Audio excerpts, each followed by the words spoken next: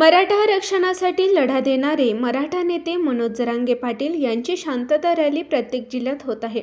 यातच आता सुट्टी नाही, मराठा समाजाला आम्ही आरक्षण घेऊन राहणारच.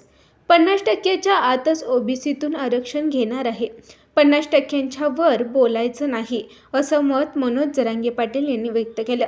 भाजपने माझ्या मागं टोळ्या लावल्या आहेत, पण या टोळ्या देवेंद्र फडणवीसांच्या पक्षाचा सुपडा साफ करतील, असे जरांगे पाटील म्हणाले.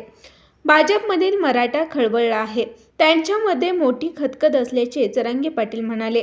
आम्ही सरकारला वेळोवेळी सांगत आहे की आम्हाला राजकारणाकडे जायचं नाही, तुम्ही आम्हाला समजून घ्या, असे जरांगे पाटील म्हणाले. राज्यात जेवढे राजकीय पक्ष आहेत त्यांनी सांगायला पाहिजे की मराठ्यांचे ओबीसीतील आरक्षण द्यायला पाहिजे, असे जरांगे म्हणाले. तुमच्याकडे सत्ता आहे, बहुमत आहे, तुम्ही आरक्षण द्या, असे जरांगे म्हणाले.